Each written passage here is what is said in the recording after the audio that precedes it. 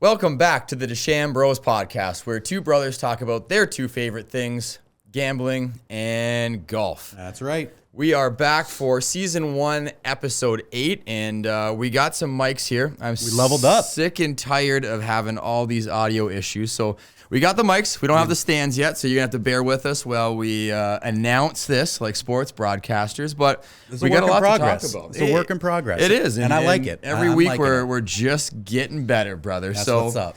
Just like we're getting better, the golf's getting better every week. Golf is getting a lot Especially better. this week, we had, of course, the Genesis Open. And Tanner, tell me who won the Genesis Open. I mean, first off, I don't know about you. You probably weren't watching it the same way I was because you were in Vegas, and I'd love to hear a little recap of that trip in a moment. But my heart was racing the entire time, not only because of our team, but I also sprinkled a little bit of money on our guy Mav when I saw his push in that front 9 there. So, I mean, I had some stake in the game, and Åberg, he crushed my heart and crushed Maverick McNealy's heart at the same time. And I mean, definitely a photo finish there from our guy Mav, Top Gun, showing up this week. But I just wanted to remind you when we had the conversation on season 1, episode 1, and if I remember it correctly, it was who's this guy? Yeah. I'm still gonna stick with it. That's who the fuck he is, brother. That's who the fuck he is. I'm gonna let you know something. Even the TV didn't care about Åberg until hole 13. He didn't have one highlight. They didn't show him in the entire main broadcast until hole 13 when he was 2 back. Well, you know what? That's on fucking CBS and not on I'm just saying, I'm not the only one who thinks this. Not the only one. This kid is off to an absolute run this year. Yeah. He's now won his second event, which is an elevated event, where he's taken on the absolute best of the best and has shown exactly what he has and that he has what it takes. I mean, on tour. Here's the issue with this whole argument is I don't have any ammo to put in my gun because Xander still hasn't done anything because he hasn't played because of his injury. So absolutely. Had Xander been in all these tournaments and I had something to go with, I'd be like, well, see, this is why, like, I got nothing. I got to say right now, that would have been the better pick. It obviously already is the better pick. I completely understand. And I mean, I think we do have some upcoming news later in the show on our Xander watch. That's right. And yeah, the toughest part for me when we were picking the team was putting Luddy in that same category with Xander. But at the end of the day, I see why. The one and only point that I wanted to make is put some motherfucking respect on that kid's name.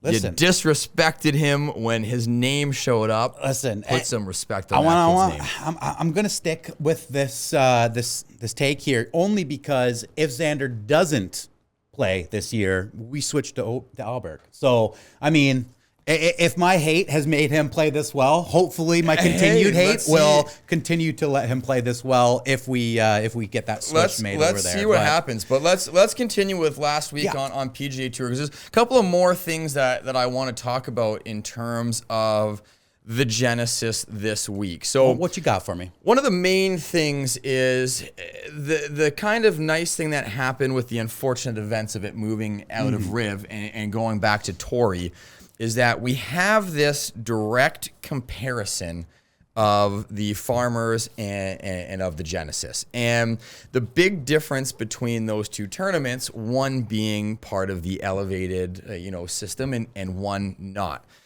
Now, we've complained, I've complained a lot on this show and a lot while I'm watching about pace of play and how much pace of play is an issue in the PGA Tour. And I just want to put a little statistic out here. In the Farmers, just a few weeks ago, playing the exact same course in very similar, if not a little bit easier conditions to what we saw this weekend, the final pairing on Sunday took over 5.5 hours to play their round of golf. We go to the elevated event, and we have the best of the best facing off against each other. The average pace of play on Sunday was under 4 hours. Now, incredible. Okay, but in a question, with the farmers, what were the grouping sizes per hole? Because on Sunday it was 2 per hole, right? So it was twosomes playing. Yeah, but again, and you did have 3 going off on the farmers, if I do remember correctly. That's what I thought too. Okay. But that's another reason why I truly believe when we talk about the different ways that we can grow the game and what is the tour doing to change the game and make it better for not only the golfers, but for us as the viewer. This elevated event, the way that they run it and the format that they have it in allows us to see the best golfers play against each other, allows them to have a cut where they only have, 50 players that are in the field so that they can go off in twosomes and they can give us a better product to watch. Because let's face it, Tanner, I mean, the majority of people who you would call a quote unquote golf fan, okay? I would put the majority of people who say, I'm a golf fan, I watch golf, they're probably only watching Sunday and they're probably only watching the back 9. Okay. Yep. It takes someone who absolutely is obsessed with the game of golf to even watch Saturday and all day of Sunday, never mind going into, Thursday and Friday and the whole weekend. So if we're taking a look at what this elevated game or elevated event is bringing to the game, it's bringing a more exciting leaderboard and a more exciting format with the twosomes on the weekend to be able to give the average golf fan what they're looking for. Because I promise you what they're looking for isn't a 6-hour round on a Sunday to watch. Yeah, I mean, I would put myself in the average golf fan category in the sense that I fall into some of those categories that you kind of outlined there. I'd say that I'm a little bit more than the average golf fan in a lot of other ways too. However, truthfully for myself, I don't have all that time to dedicate Thursday, Friday, Saturday, and a full day Sunday to golf. Of course. So while I am watching throughout Thursday, Friday, if I'm at work, it's on my phone as I'm working. I'm not really paying attention, but I'm there. I'm seeing, I'm hearing. Saturdays, I can honestly say I haven't sat down to watch a Saturday of golf since the majors, right? And I will at the majors, but what I do want to bring up here is, again, you're defining what I would say makes up near 90% of the golf fans. When we first sat down, we first started talking about this event, you told me how you were absolutely glued to the screen on Sunday. Yeah, that's what I was going to try and get there with this point is, like, this Sunday was riveting for me. I mean, mainly because it was good golf. It punished bad golf. If you weren't accurate, you were punished. Absolutely. And like when it comes to that specific comment, it's Rory comes to mind here, and I'll get into some Rory talk right after this here. But this Sunday was very, very exciting to watch basically the entire round, to have that opportunity to watch it all. And that it basically came down to the end, right? I mean, unfortunately, Mav was a few holes ahead of Åberg, and so I'm sitting there like, oh, missed that putt. Yeah, never really liked to root against people, but the money was making me root against. So I don't know. It was definitely an exciting. I hear what you're saying. I think it should be at least the Saturday, Sunday, do 2 per pairing only. Enough with the 3 pairings. Got to bring cuts back. But what this kind of made me think of is, especially with, thinking about the playing field this week, very, very cut down field as far as talent, the top talent, sorry. Yeah. Is that there might be a market for these smaller tournaments earning lesser known golfers an opportunity to play at these elevated events with lower numbers. The cut was there, but there wasn't a large cut. Yeah, and I mean, it's definitely an interesting thought. And I mean, we'll get to that in a second when we take a look at, of course, the upcoming tournament and what it's designed for, because I mean, it's no secret. It's a bit of a dud that we're going into this week. But I think that we're both agreeing on the same point, just in a different way of saying it, where at the end of the day, having, the biggest names out there in golf playing against the biggest names out there in golf and a pace of play that allows someone with a busy schedule to be able to sit down and enjoy watching it is only good for the game of golf. And it's what is being brought to us by, of course, the majors that we all love, but now through the elevated events as well. Yeah. You know, it's so funny. I was talking to my wife, and at the end of football season, I'm like, aren't you happy you get me back? She goes, what do you mean? It's golf season coming up. And I'm like, well, she learns fast. Yeah. She understands. She understands, man. But I mean, it just goes into that conversation of like, it's much better to be able to put on 4 hours of really entertaining golf than it is to sit there and watch 9 hours of really boring golf, right? For sure. Yeah. For sure. Let's get to Rory, though, because Rory it is. I mean, truthfully, I want to bring it back to something that you had mentioned in a few episodes ago, you know, the year of Rory. And I have been seeing some really good golf out of Rory, some stretches of bad golf.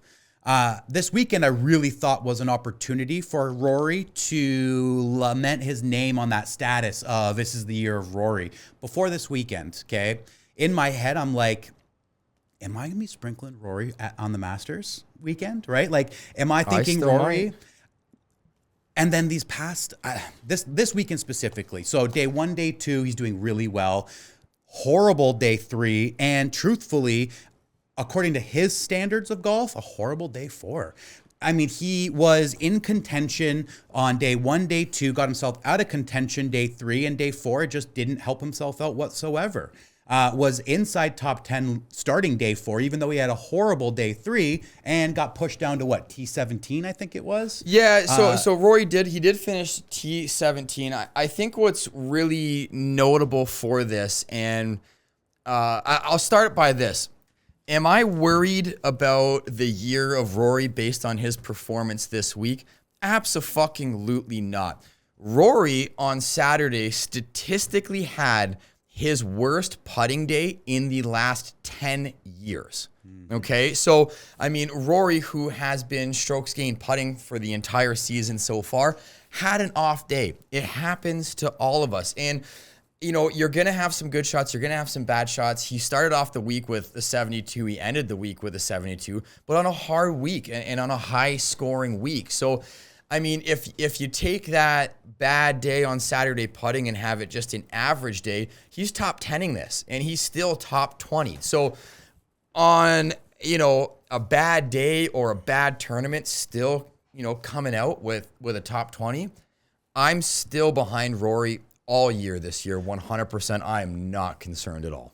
And see, I'm just saying I'm starting to get a little concerned as far as the importance of this weekend. The fact that, yeah, he did play not very well on Saturday there. And I mean, on the day 1, he came in even, and I took that as a good day because of the weather and because there were many people in the +8s that day, right? Yep. And so that's why I took his 72 on day 1 as, you know, this is good golf. Day 2 comes out and, you know, he's I think he was 2nd or 3rd overall. Like, and I don't know. I figured this is, you know, your weekend on Saturday wasn't terrible weather. This is your opportunity to make your push, and it just looked really bad. I hear you, but I'll go back to, you know, I'd rather him have an off day during the Genesis and still top 20 this bad boy than have an off day putting during the Masters. You know, I mean, that's fair. It's gonna happen. His ball striking's still there. I'm not concerned. I mean, notable mentions too. Scotty Scheffler. Scotty Scheffler is rounding into form. Wow. Rounding into form. I think he too had a bad Saturday. He had a horrific Saturday. And I mean, don't quote me on this because I did not look this up, but I think Scotty Scheffler might be the first golfer to put up a 76 on a Saturday and finish in 3rd place. Like, absolute shot a 66 wild Sunday. swing to go from 76 on Saturday to a 66 on Sunday.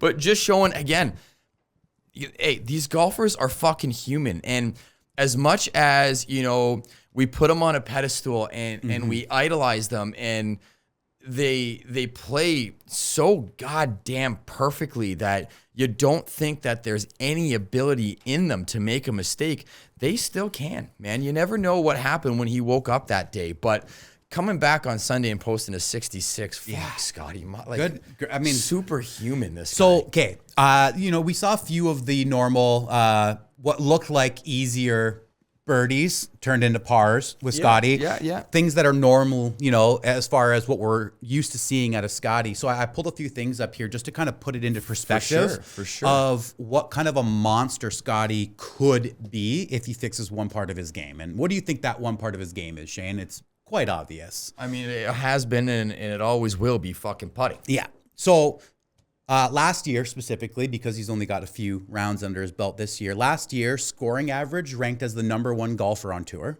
Sure did. Birdies average, #1 golfer on tour. Sure was. Strokes gained, #1 golfer on tour. Sure was. All right. Greens in regulation percentage, #1 golfer on tour. For sure. Strokes gained putting, 97th putter on tour.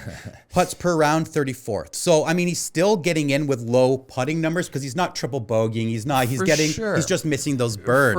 For sure. And it definitely, I can see what you're saying. It can be frustrating as a fan of Scotty who got to watch him rise into the icon that he is today, right? And seeing the struggles that he's had with putting. I mean, you get on the green, you put yourself in position to score, you're going to score low. And fuck, dude, imagine the amount of 5-footers or 6-footers or 10-footers that you think are just automatic that either, rim out or stop short or just to the left, right? Fucking imagine if those drop, dude. Like, I mean, this guy's going to be shooting 56 every single goddamn round. It's just not going to happen, right? Not even just that, but just to put it into perspective of like 34th putts per round, and even 97th strokes gained putting. That's like... as far as what that actually looks like on a golf course, if we golfed with Scotty, we'd be calling him Scotty Putter. Because he'd be hitting so many putts. Scotty flat stick, baby. Right? Yeah. So, I mean, it's all, perspective in a certain sense because he's being, rated against all the top golfers in the world. I don't know. Definitely rounding into form. Part of my conversation or comment around, am I going to be scared to put money on Rory for Masters is because Scotty is rounding into form, and it didn't take him long to get there. Absolutely. Yeah. I'm excited. I mean, we're a month and a half away. It's coming sooner than we know it, and not soon enough. Can't wait. We'll get there when we get there.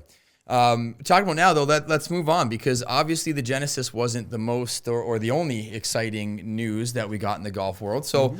Moving on to our next segment of keeping up with golf. The one thing I really did want to talk to you about, and I'm very interested on your opinion, is this week the Creator Classic list was dropped on Players. And obviously last year it made some waves and in terms of its inception and adding a little bit extra to Players Week. So I was just curious in terms of, what do you think of the Creator Classic? I know you've had some opinions on the possibility of creators going to the TGL in terms of a hypothetical, but I'm curious because this is, not a PGA Tour sanctioned event, but this is an event that the PGA Tour is putting on that is designed for solely creators to golf in. Yeah, I'll be honest, I didn't watch last year's. I didn't even watch highlights of it, and I probably won't this year either. So here, I'm a little bit in between on my thoughts because a lot of me thinks this is really good for golf, for the average fan, for people who are maybe more inclined to watch the YouTube golfers than the PGA golfers. I think it's good. I think it's growing the game. I think there are people who are going to be interested. I just don't care myself because I'm not personally going to watch it. I'm not somebody who struggles watching the golf product that's already on TV. If that's what I'm here for, I think TGL is the right place for that because it would give me more of a... I think I'd be more inclined to watch YouTube golfers going against YouTube golfers on the TGL tour than I would this Creator Classic. Right, now, I think it's good in a different sense because overarching, you're now getting golfers content on YouTube pages, and you're pushing that to an audience that isn't seeing your PGA content on a regular basis. So that's super awesome. I watch a lot of that YouTube golf integration with the golfers, right? Yeah, and that's kind of why I was curious too, not just that, but I know that you, like myself, are a consumer of YouTube golf. So obviously, you know, you're not like Fat Prez is out in the field. He's not doing Bob the Sports. He's not doing a challenge. He's not drinking. He's not eating donuts or you know what I mean? So I was more kind of, just really interested on, you know, why we like to watch them on their YouTube channels and not get excited for them to play, you know, a competitive round of golf. So in my head, and maybe this is the wrong assumption, but in my head, it's because YouTube golf platform and the product is 100 million times different than the PGA product. For sure. You're getting in between shot conversations. You're getting the cam on the golf cart. You're getting to see the personalities of these people. And I mean, with Bob Does Sports specifically, they're hilarious, right? And For sure. I was, like I told you, I was watching them before the full golf content really was initiated out of them, right? Sure, and so a lot of that is, you know, it's around with the boys. It's seeing that interaction. It's seeing how they talk with the It's a little PGA bit more golfers. relatable. Okay. Yeah. And in my head, I think YouTube golfers in the Creator Classic, it's going to be very similar to someone in the broadcast booth. You're not really hearing the banter between people. And I'm not interested in a PGA product of YouTube golf. I'm interested in YouTube product of PGA's golf. Like, Yeah. you know what I mean? The other way around. And So- at the end of the day, I know that you didn't watch it last year, and probably won't watch it this year, but you know, the Bryan Bros are in there as well. So Well, they're pros. Having a fucking professional golfer in this Creator Classic is just something that he won it last year, right? No, he came second, I believe. Second, Yeah, okay, I gotta okay, look okay. that up. But yeah, I mean, like you, I mean, I did watch. I'll tell you this.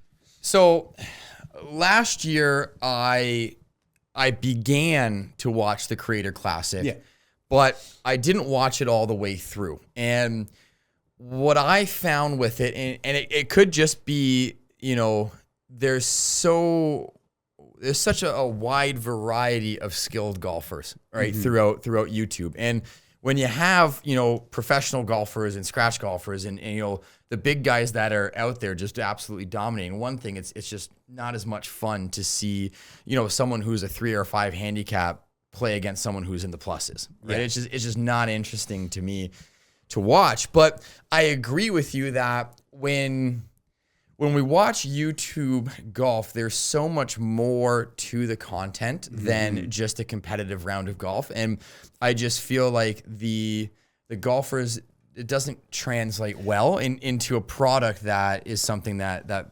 interests me. I think also with YouTube golf, you can get attached to the people easier too, because of you're seeing their personalities, but you're also seeing them grow as golfers, like GM Golf, Good Golf. Yeah. Seeing them from the start of the COVID pandemic to what they are as golfers today and the product. Like, you followed their entire journey, so you had a vested interest in their success, and it's just a lot different. And then the other thing for me is, specifically with YouTube Golf, it's not always great golf, but that's part of the product. It's seeing Joey smash a ball 3 fairways to the right, and then Perez going, I guess I got to save the guys again, and he hits one down the middle, right? And like, that is extremely relatable because I hit those balls 3 fairways to the right. So, I mean, you get that, but you get the banter, which is why that bad shot's okay. At a Creator Classic, you're just going to have Jim Nantz in the booth think, well, that was a bad shot, Jerry. That was a terrible. Right. And if they're having a bad day, I mean, just because we're still stuck on Bob Does Sports, apparently we both watch it too much, but you have like, even Perez will have a bad day. Yep. But it'll be a good round because Bob will have a good day or Joey will have a good day. Or they'll just have a bad day of golf, but a good day together. If FP goes out there in the Creator Classic and shoots a fucking 92, I don't want to see it, dude. I'm not here for it. That's what I'm saying. You know what I mean? So, I don't know. I like the idea. I just don't know if I like the format of their idea. Yeah, fair enough. Well, let's move on to our next segment. Of course, is fantasy feats and failures, and this is the fun time of the week where we get to see exactly how the Dechambros team did. So, Tanner, how did we do by the numbers? Well, to start, we had 10 golfers that started on Thursday, for us. And we actually had 8 of our golfers make the cut. And we did. I asked you earlier to look at something, but it's okay because I know the answer. I just wanted you to see it. Didn't really work out too well for me, but that's okay. Basically, we had Pendrith get a bird at the end of his round on Friday to make the cut. We sure did. And we sure did. I mean, he didn't do much with it. No, but that's money. On an elevated event, that 50th place money compared to not making the cut is massive, and it showed massively for us. And so I bring that up at first to say this week, we had Maverick in second place. We had sure Davis Thompson in 13th. We had Connors and Willie Zalatoris in 24th. Wyndham had a decent day as well. He actually had a really good opening to this tournament. But with 8 golfers making some money, we ended the week in 84th place, which is our highest placement so far. It is. And even it only being 84th place, because it's an elevated event, that really shot us up the overall yearly leaderboard. We're up to 111th now. Beautiful. And last week we were 143. So, Yeah, I mean, we've really been stuck. I mean, there's 311 teams, 311 teams that are playing this year. And we've really struggled to get past that midpoint. 150, 140 point. And great week this week. I mean, 84th, still not the best that I think that our team has in them. Obviously, our boy winning. Mav. If he wins that, if Mav wins, we're 40th place for right? sure. Because everyone above us that picked Luddy, that's why in the first group, 100%. So, still great showing. I'm glad that we're in that top third. Did you see who's in second place yearly? Uncle Wayne. Uncle Wayne. Shout out to Uncle Wayne. What a guy. I know. He fucking picked Luddy. I guarantee you that. Easily. Yeah. For sure. He had to. I think he won the week 1 actually, which was funny. But so we're 111th this year. Lots more elevated events coming up. I'm excited of our progress of our team. Again, 8 players making the cut is really, really good for us, especially on elevated events. For sure. And I mean, if we take a look into those players that didn't make the cut, surprising showing out of my guy Rasmus. Yeah. I was not expecting that, shooting an 82 on Thursday. I just think he's brand new, right? He's a rookie to the course. He's rookie. Like, this was an elevated event, and yes, he played at Torrey Pines a few weeks ago in the year, and he did semi-decent there. And so I was expecting more. It's just, I think sometimes, the South course really, really punished you if you weren't accurate. For sure. And I mean, at the end of the day, too, first year on tour, the tour life is a fucking grind, and man. He's going to every tournament. For sure. Every tournament. Trying to earn his stripes, right? And you got to give the props to the guys. I gotta give the props to the guys and fucking love him for how many tournaments he's playing for our squad. Yeah. But it seems like maybe it kind of caught up with him a little bit this week, and there just wasn't enough gas left in the tank. Eric Cole also missing the cut. One of those names that's been at the bottom a few times of performing in terms of our team. So, but I mean, he had one week where he did really, really well. And again, Eric Cole is another one that's he's a rising star, right? He's not a rookie this year on tour. Yeah, he might be rising. I don't know if I'd call him a rising star. I mean, I'm just saying in the sense of he's still not acclimated as a sure thing. He's not a star on this tour. He has really, in prior years shown that he does have good golf in his game. And I mean, I'm not upset with him being on our team. I think there's still a lot left in his game for us this year. For sure. But yeah, I mean, it's a hard course, dude. It's a really, I mean, Taylor Pendrith, 50th place, just making the cut. And he had a top 10 at Torrey Pines this year. And he did, and we were both real high on him. I took him at a whole lot of bets that's what I'm saying. I hear This was a rough weekend. I mean, we can even keep going into notable names. I mean, we're talking about newer guys to the tour and struggling this week, but we had some veteran struggle, man. Like Shane fucking Lowry, dude. Yeah, again, I'm just very surprised. Like finishing second place at the Farmers and then finishing all the way down here at 39th. Like, what the fuck happened with Shane? Yeah, it's again, I really just think it goes back to you make one little mistake and this course really punished you. Like you were in that rough and sometimes it took the officials like 20 minutes to find your ball. It was insane. For sure. Like, Did you see, I watched a video of Rory. Oh, that nasty. So nasty. How do you get backspin on that? You can't see his shoes, man. Like, and he got backspin on that shot. How? Like, holy fuck, man. What a week. But I mean, putting it into perspective, look at Shane Lowry's rounds again, right? You know, we talked about how Rory posting an even on day one was a good round. Well, Shane posted a +1 on day one. Yep. That's a good round. Then he posted a +1 on day two and a +2 on day three. Yeah, and that's a -1. And that's the problem. And I think that's what's really separates the best of the best from the rest. Yes. Right? And that's what I'm saying. Is yeah, sure, okay. Oh, I had a bad day. It was a +1. Oh, I had another bad day. It was +2. Oh, now you're +2. And everyone else is at -5 or -6. And you're at +2. You're way, way behind. And I mean, at the end of the day, it's great you made the cut. It's great you got a little bit of Skrilla in your bank and of course ours, right? Yeah. Which is the most important when we talk about this segment. But you got to be able to have a bad day and bounce back. And bounce back days did not exist this week for Shane Lowry, unfortunately. No. I mean, truthfully, round 4, day 4 was, you know, a good bounce back for him if you look at his other scores, right? And the other thing, 74. Pardon? Day 4? Yeah. Oh, No. day 4. Fuck No, yeah. I was gonna say day 4. I was gonna make this point. Every single person on our team was either even or under on day 4, which was huge for us. That was a massive day 4 for us. I mean, I would have loved for the win and for some players to have gone a little bit lower.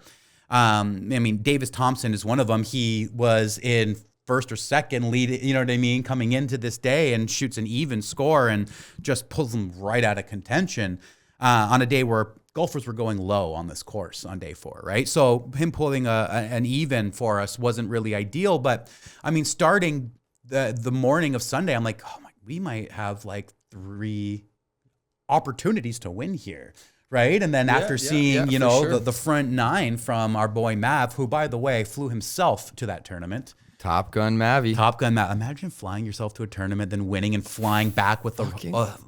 Like, unreal. I love that so much. That's my favorite. Unreal. I mean, I'll tell you right now, my favorite thing to do in the summer is drive to the golf course with my clubs in the back of my car, buddy, because I know exactly what I'm about to do.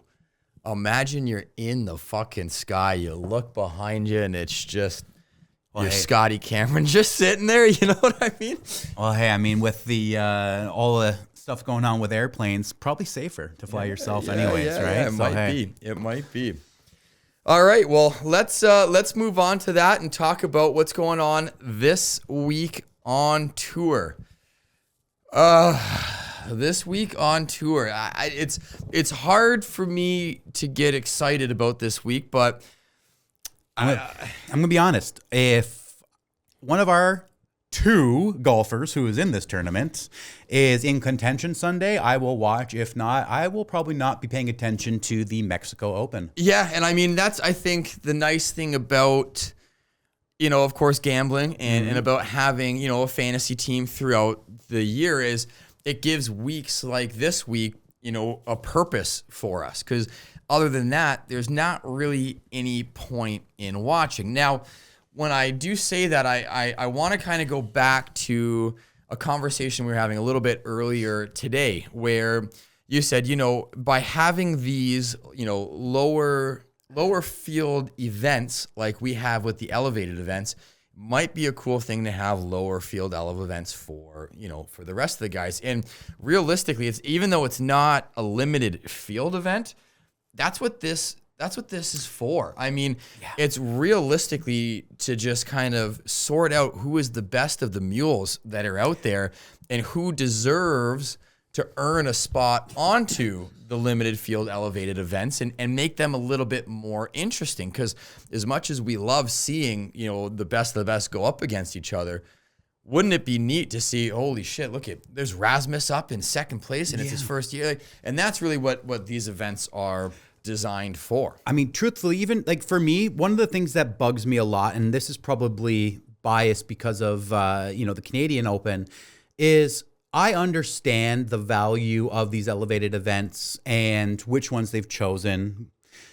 Part of me wishes that there was more importance on something that's called Mexico Open or the Canadian Open. 100%. You have the United States Open is a freaking major, and then you go and you make an elevated event the day or the weekend after the Canadian Open. So you're now not letting the Canadian fans truly see the best of the best anymore, because like when we went, Tommy Fleetwood and Joel Damon were our two highlights of our weekend. Yep, and I think that there's definitely a disconnect, and I agree with you 100%.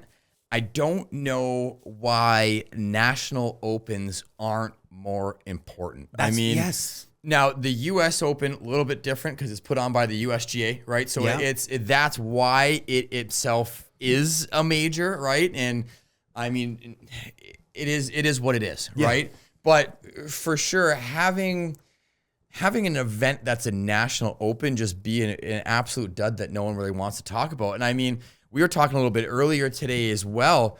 Usually the Mexico Open is something I want to watch because I get Big Tone just out there absolutely great American dominating father, the and great hero, just collecting himself some wins. Obviously, he's not in the field this week. There's not a whole lot of notable names out there. And I mean, there is a few, like you said, that would get me interested on Sunday, but I'll be honest with you, it's not really a Sunday I plan on sitting on the couch and spending hours watching the TV. Well, that's what I mean, right? It's like there are a few names, but there is no star.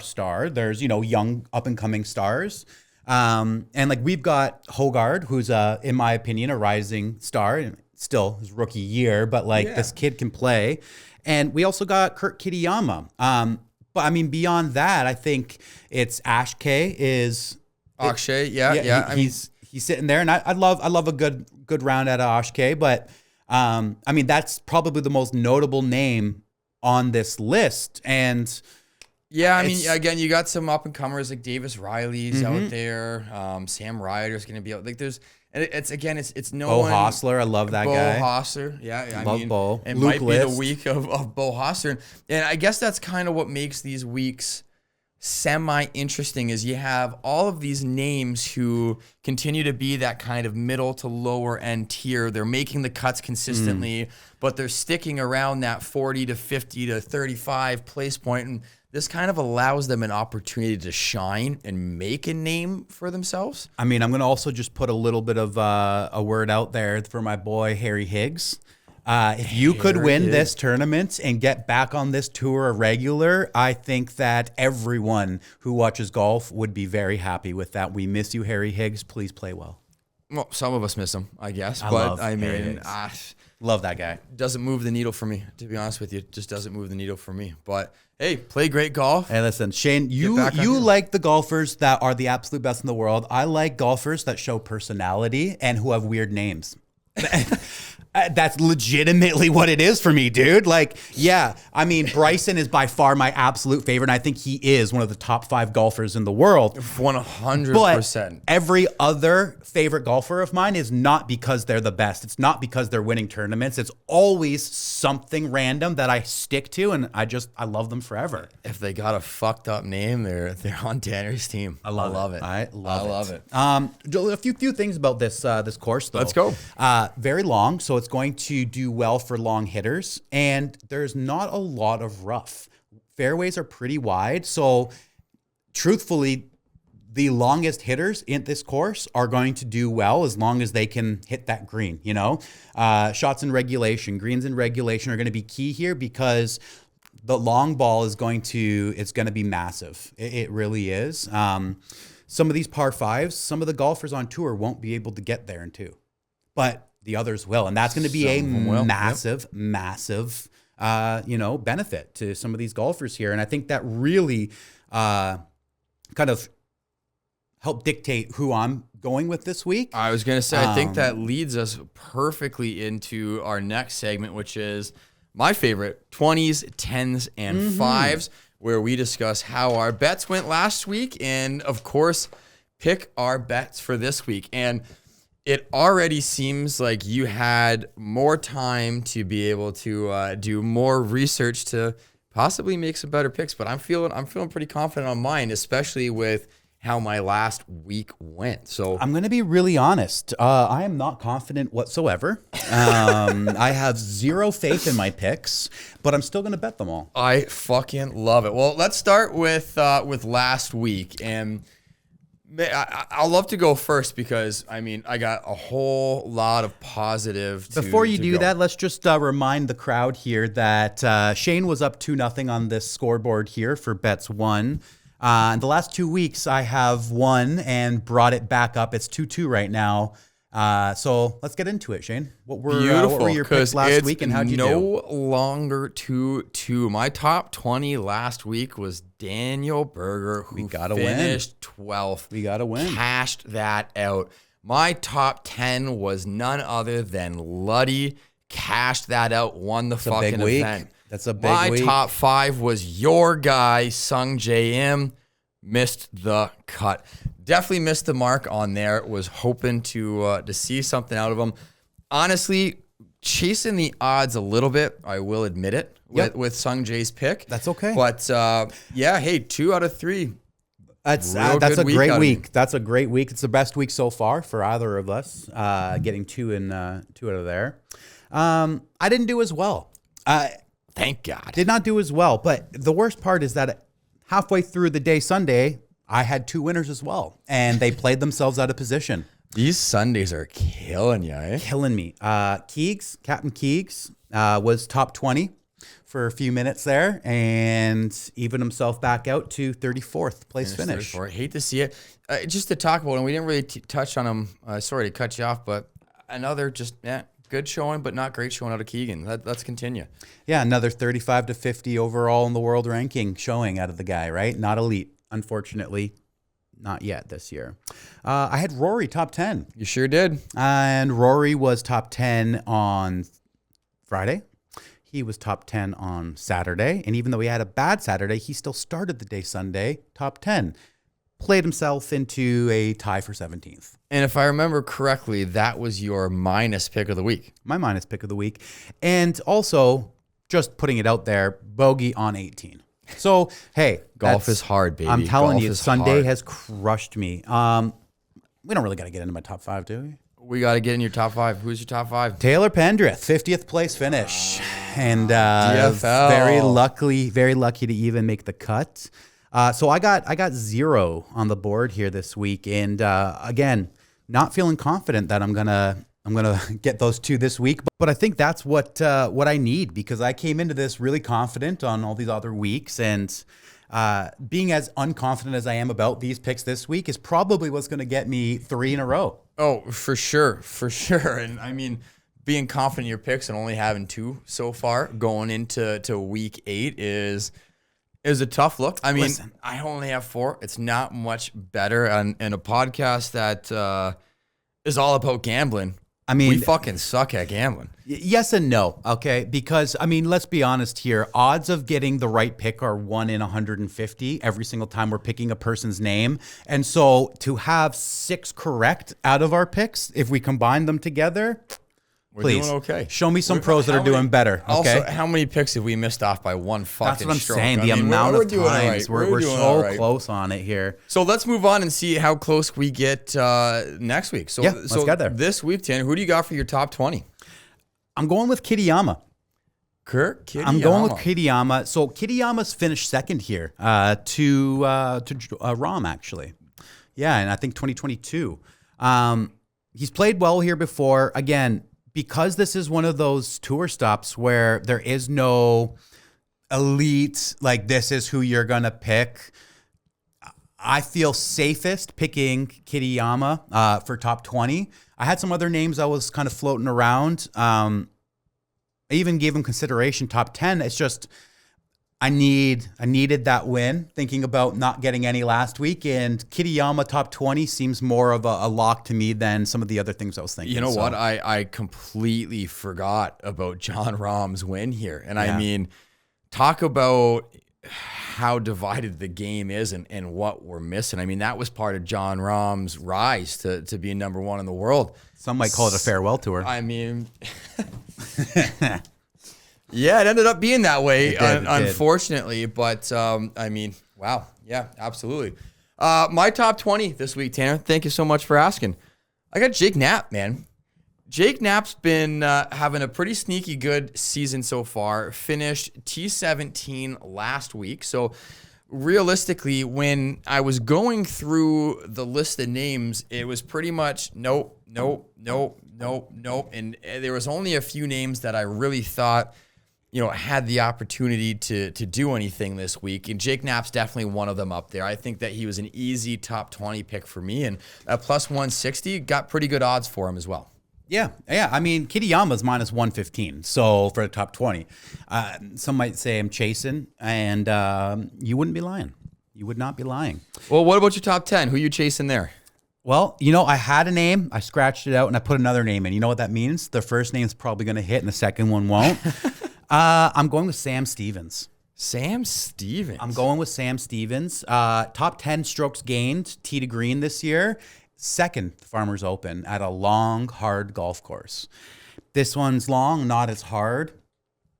My hope is that he continues that solid play and gets me a top 10 there. What do you got in your top 10? I'm not going to lie. That was not a name I was expecting to hear from you, but I love it. That's what I'm saying. I hope it doesn't work for you. It's all, My top 10 pick was a little bit of a safe bet here. So betting favorite of the week, of course, in Akshay Bhatia. Again, looking at the field, looking at his rise and how he's been able to play and show up in the larger tournaments, I think that this should be kind of a walk in the park. And if he has just an okay or an average week for himself, and he's able to hold himself together on Sunday, I think it's an easy pick to have a plus 150 for a top 10 out of Akshay. Love that. Has Akshay won on tour yet? Did he get his first win last year? Fuck, man, now you're making me research and shit. Well, while you're researching that, so we can pull that up here, I'll talk about my top 5. You did. Yeah, I'm trying to remember, and I don't want to misspeak there. But for my top 5, I'm going with my guy, Bo Hostler. Bowie Hostler. So, I mean, he's had 4 starts this year, and he's got 2 top 15s in those starts, right? And he's made the cut on everything. How the fuck didn't we know this? He has 2 goddamn wins, Tanner. 2 wins. There we go. See? Okay.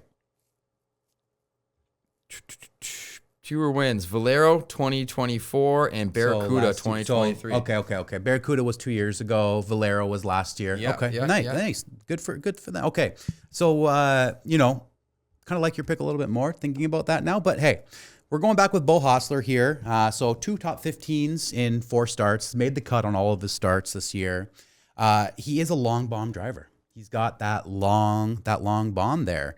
I mean, he does need to work on accuracy, right? For sure. But this is one of those courses that doesn't punish bad accuracy. And his bad accuracy isn't 3 fairways over. It's in the rough, but this is wider fairways, and their rough isn't thick and gross. And yeah, and Bo's definitely one of those names that what this tournament is definitely for, right? We talked about those guys who are continuously in the middle to the bottom of the pack, making cuts, but not being able to make a run. That's Bo Hostler to me. That's Bo Hostler. I don't mind that pick at all. It's plus 600 too, by the way. So you're sprinkling some money on that. It's really good odds. But again, in my head, I'm thinking as a bettor, plus 600 for a guy named Bo Hostler. Like betting wise, as far as like if I'm going to put money on this, that, the other, and any other sport, that doesn't move the needle for me. It's too long of a shot to think, you know what I mean? In that kind of sense. When I feel like his odds should be a lot higher for a Bo Hostler to finish top 5 of this tournament. But hey, I got the confidence in the kid, and I hope he pulls it out for me. Absolutely. My top 5 is I picked none other than, I have a feeling. I have a hunch. When I saw his name, I had to click it. I got Steven Jaeger. He won last year. He's also in a field of struggling nobodies, plus 450. I thought he was a fantastic pick for a top 5. He won what last year? Why do you got to make me? Well, you made it sound like he won this because he did not win this tournament last year. No. Okay. Sorry, I was like, wait, he did not win this tournament last year. That was Jake Knapp. That was your other pick. But love that. I'm not researching it. I'm moving on. Let's move on to the next segment we call LIV'n the Dream. And of course, in LIV'n the Dream, we talk about none other than LIV Golf. I mean, LIV Golf this week, not sure if you saw it there, you caught any of it there, Tanner, as a non-LIV fan, but LIV had LIV Adelaide this week. And LIV Adelaide, the easiest way I can explain it is basically their waste management. Yeah. So I saw, some things. I'll be honest with you. Didn't know it was supposed to be their waste management. I thought that was how every LIV event looked.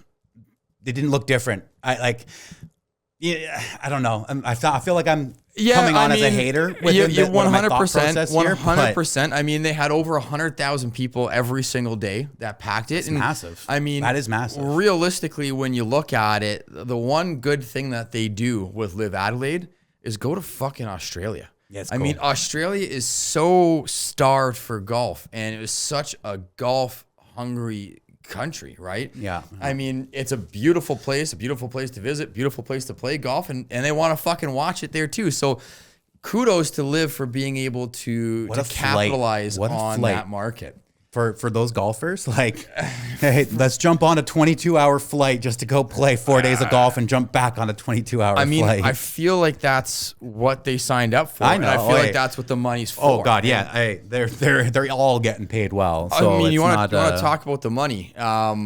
Our boy Waco won. Neiman won. Famous pick of the Dechambros that went to LIV the year that we picked him. Yeah, another one of those. This is his 3rd win on LIV. So doing nothing but succeeding over there, which is great. He was a rising star in the PGA when it happened, and that's why it was so shocking when he left for LIV, because it felt like he had a future to make millions on the tour compared to some of the other players that we're at the bottom of the rankings per se and made a switch over there. I'm glad that you brought that up in terms of making millions on the tour. So with Waco winning his 3rd LIV event, I was curious. I did a little bit of research. So love that. I want to start with Waco on the PGA Tour because like you said, he was definitely on the rise when he left, and that's why he was able to get the contract that he did. But when you look at his overall tournaments on tour, he had 124 starts, 2 wins.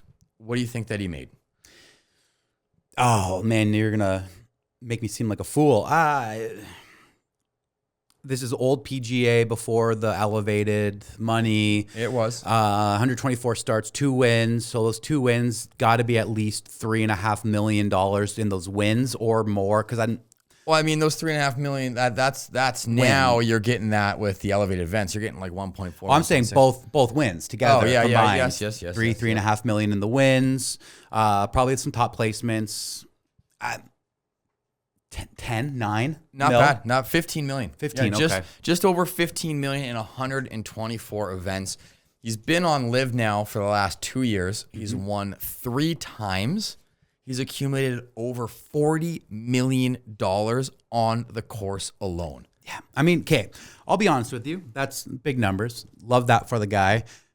So I just, me being the pleb over here, sitting down thinking, I don't even make $100,000 at my job. A year, 9 million, 15 million for 124 tour starts. That's not bad money. I think the conversation is different when you're at the bottom of leaderboards. You're paying for all your flights, for all your equipment. You're paying for the hotel stay. Even before the PGA Tour, all those stops, I think I sent you a video this past weekend of somebody who isn't on tour trying to make the tour, showing that, what his expenses were for that weekend's event, what he made at the event, coming, I think, in second place. and he just broke even on the weekend, coming in second place at that event, which is a lead up, not even a Q school event or anything like that. It was to get to the Q school. And he then broke down the level, like the person who won, the level of golf they played was just behind Scotty's tear a year ago when he was winning almost every single tournament week in, week out. He was shooting at an average of Scotty's level there on a tour that isn't even to get to the tour. For sure, for sure. And I mean, those... So that, whenever I see those stories, and like I say, it's an absolute grind. And that's why everybody who's on the tour, as much as, you know, we might sit here and shit on them because you missed the cut and we didn't make enough money on our fantasy team, it's a fucking grind to get there. And it's a hard sport to succeed at, and you definitely need to be the best of the best of the best of the best to even make it on the tour. Statistic wise, definitely different tours, different courses. I wouldn't, you know, pay too much attention to, hey, his, you know, greens and regulation were the same as Scotty. But I understand 100% what you're saying. $15 million is a whole lot of fucking money, and 40 million is a whole lot fucking more. Yeah. So I guess part of why I'm bringing this up, my point in all of this is that I don't agree with the way that the PGA reacted to LIV and elevated it. Like, JT doesn't need an extra 2 million for that win. He's good. It's everyone else that needs it. And so I would have liked to see that money flow more consistently towards the bottom of our leaderboards and flow into some of their other products that get the best players to this point. Because in a sense, how many people that don't have a sponsorship aren't in debt before they get on tour, able to actually get to that point, even if there are the best of the best in the world? It's sure. A massive barrier, and LIV Golf did a lot of great things to the PGA and progressing it forwards. I don't think they progressed in the way that's going to help the next generation of golfers become our Scotty Schefflers, our Rorys. For sure. That's my contention with it all. Love the fact that he made 40 instead of 15 in 2 years. Like, all of that's great. I'm not ever going to, you know, hate on a guy for making that money. I think that the money should have flowed to a different area of this sport than the way it did. I mean, I think that we're having two different conversations here right now in terms of, you know, the money from LIV versus the money for the PGA 100%. Tour. But let's go back to, you know, the PGA Tour creating the elevated events in a direct response to the LIV. So I 100% agree with you. You know, it's an absolute grind out there. Could they have allocated the money down to, you know, the guys that are just getting started and trying to make a name for themselves? Sure. Does that make a better product? No. We just sat here and we just talked about how we were not interested at all in watching. Let me finish this. You just sat there and told me you don't give a fuck about the Mexico Open. You don't give a fuck about any of the names that are on that leaderboard, but you want us to pay them more? Come on. That's a cop-out and a half of an argument. What do you mean a cop-out and a half of an argument? I'm saying that I think that the people that aren't in the tour yet deserve more of this cut. They need to promote more of these younger players coming up and give them opportunities to make it to the tour. I think what that you're saying is more than enough opportunities. Do you watch the Corn Ferry Tour? Do you watch Q School? Then why are we going to pay them? It's not paying them millions of dollars. It's paying for their spot on that tour. It's not making them pay $7,000 to go to Q School to that one event and then $4,500 to the next one. I don't care about what they're making. I'm saying that they could support these lower end products to create better golfers. And you said it's not going to make a better product. What do you mean? That's because you're not going to see the results of that type of a program today, tomorrow. You're going to see it in 5 years, and you're going to see it and you're going to be like, oh my God, where did this guy come from? Who's this golfer? Sure. That is the whole overarching conversation we're having, not you don't watch Q School, so why do you care what they do? Well, do we have a point? But listen, do we have a future in golf if the PGA Tour folded because LIV took all of the best of the best? Yeah, because we'd have LIV golf. That you don't watch. So like, again, you're kind of talking yourself. Do I agree that they should make everything better for the guys that are coming up? Sure. Should they make it easier? Sure. Have they made minimums in the tour? Absolutely they have, right? They have a $500,000 minimum salary for anyone who earns a tour card. At the end of the day, if you don't earn it, you don't earn it, right? And I agree, they could have different programs that allow us to get newer rising stars out there, but to say to allocate the funds from the elevated events, which in my opinion has saved the PGA Tour. How does someone making more money save the PGA Tour? Please explain that. It keeps them on it. What are you talking about? I don't agree. I just don't agree. I mean, LIV was never going to take 77 golfers from the PGA Tour. They took the number one golfer in the world. They took they took reigning major champions. Okay. And how many since? They're not trying to go to 77 different teams. They have an exact fucking limit to the amount of golfers, and they now have second leagues that can play into their league, like to their LIV Tour. And if you play bad on LIV, you're relegated. It's a whole system. They were never, alleged because of the high money. They were never taking 77 golfers from the PGA Tour. Yeah, but you don't know that. None of us knew that. As soon as they started taking when Cam Smith went, that was the start. The only things that will fix golf and make a better product are the things that are actually happening on the course and what we're seeing on the TV, not the money that's being sent to the people who are winning. I just don't. That's a nothing burger to me.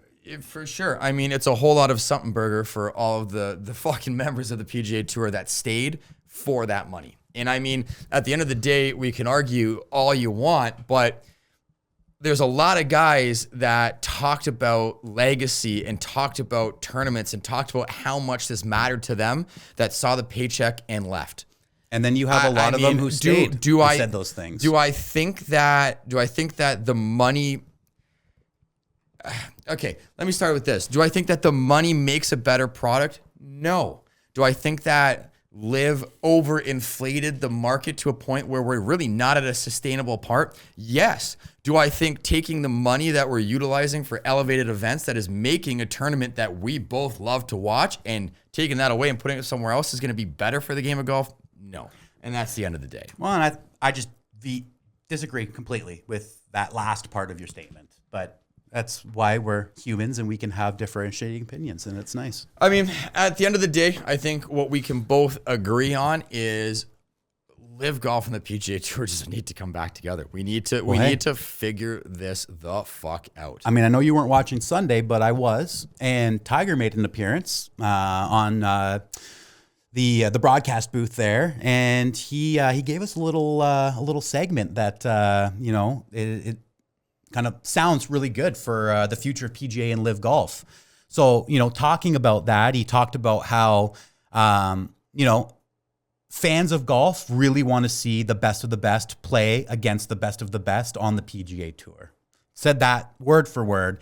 And then I couldn't have said it better myself. As the announcers were, prodding him and pegging him for more information on it, because he's talking about how he was part of league meetings with LIV representatives, and he missed the last one, unfortunately, because of his mother's passing. But he had an update to provide everybody, and he said, we have the ability, and we might actually see that happen on the PGA Tour this year, referencing that we could have that amalgamation of LIV players and PGA players, again, playing on the PGA Tour. And I know last week we talked and you said, how like they haven't earned their tour card. How does that happen? Interested to see what that looks like, because there are a lot of people who don't even have a tour card. They went from amateur right to LIV. What does that look like for those people? For sure. And I mean, it's good news. It's no secret. There's definitely LIV players that deserve to be on the PGA Tour. There's definitely LIV players that don't deserve to be on the PGA Tour. So I'm very, very curious, like you said, to see what happens. I mean, I hope that the best of what I saw LIV could be, which again, that's not what LIV is. I mean, I think it's a hot fucking mess. The broadcasting is atrocious, but the ideology behind team golf is something I still will stand behind. It's something I know that Nasser is very, very, it's something that he's not going to let go in terms of when he comes back in the PGA Tour. So he's very passionate about it, and I hope that that's something that comes with him. I mean, at the end of the day, it is what it is. Let's give this guy a seat. It's going to be what has to happen. Yeah. Let's bring in, the LIV teams and actually do it right and have the best players of it and have these elevated events as team events that we can get excited about. I mean, we're going to get to the TGL in a second, but fuck, it's getting exciting that in terms of the teams and looking at the playoff schedule and just bringing a different aspect to golf. But let's do it in the right way.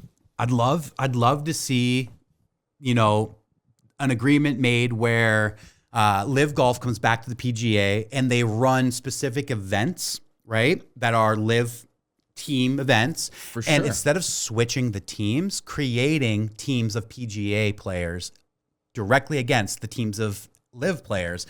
And goddamn. depending on how your team does, you could earn your team an opportunity to play in the next PGA tournament that's elevated. And based on your own individual standings in that elevated tournament, can you get your card? Can you earn yourself onto a future date on the tour this year? Very interesting. I think that would be really cool. I do love the idea of more teams. I do. I mean, it's hard to say you're gonna have more than 4 guys on a team, right? How are all these scores gonna matter? Very interesting to have PGA Tour come up with their own.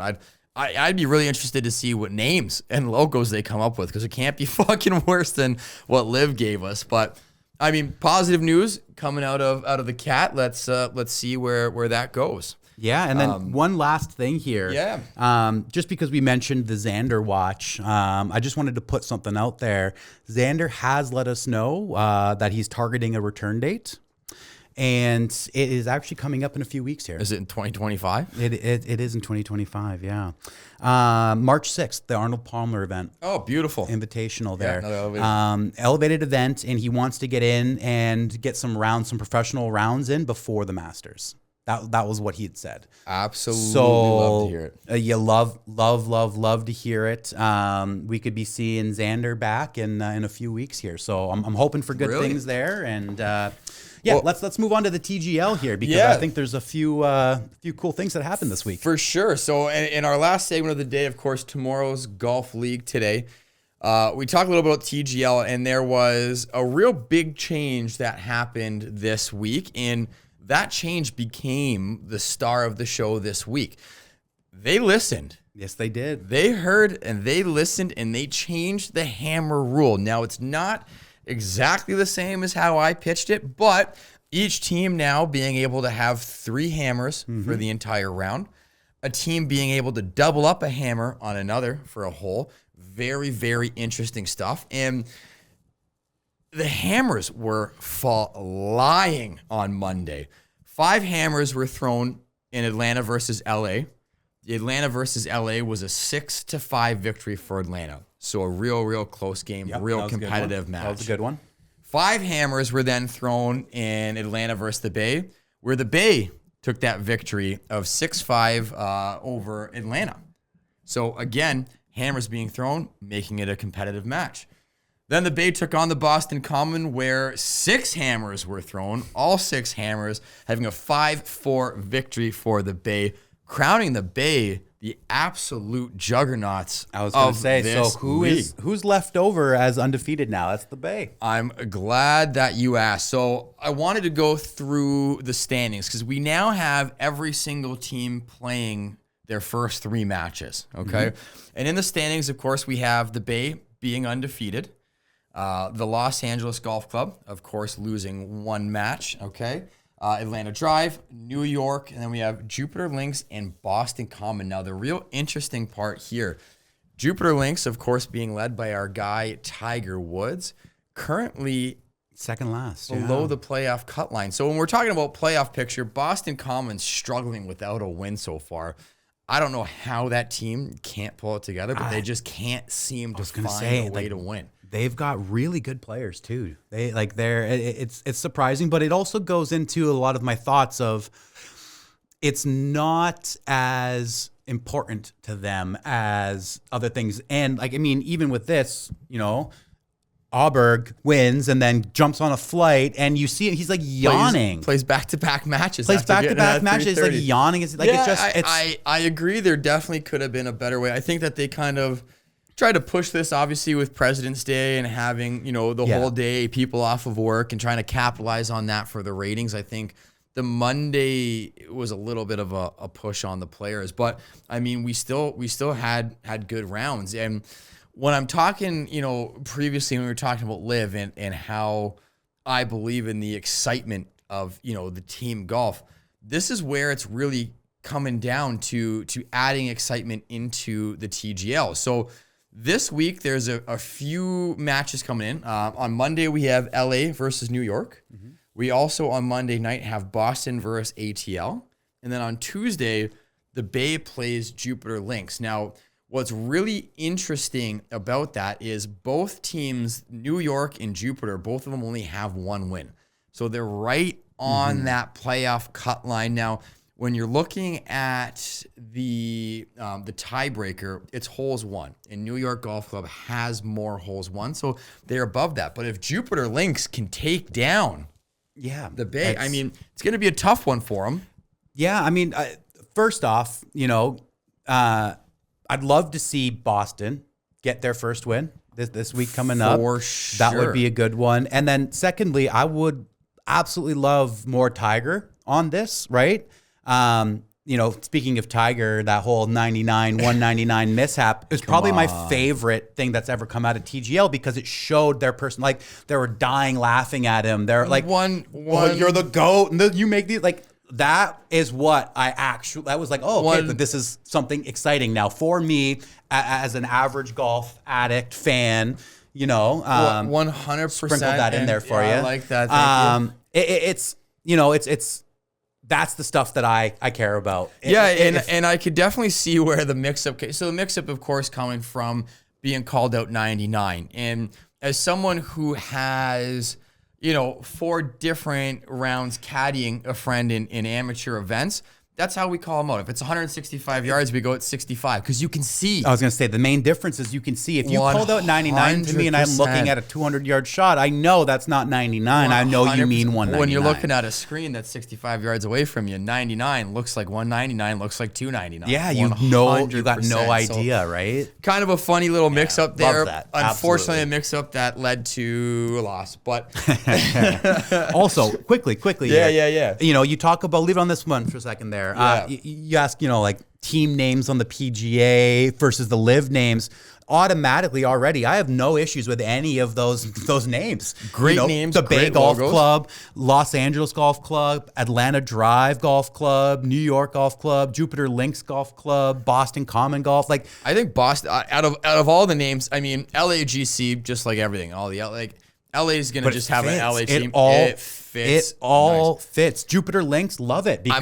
I'm kind of upset on how bad Boston Common's playing because it might be my favorite name. It is. It's the best name. The logo with the frog. I mean, I 100%. I think that they did a hell of a better fucking job. If we than do the see, Cliques, right? If we see LIV versus PGA type events where they're team events, I'm gonna tell you right now, we're gonna be some PGA name fans for sure. So, well, I think that wraps it up for this week of the Dechambros.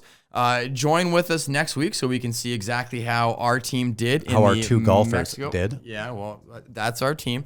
I'm more excited this week coming up to watch TGL than I am to watch the Mexican Open, but we'll see how everything goes, and we'll let you know exactly how we did. Let's do it. Dechambros.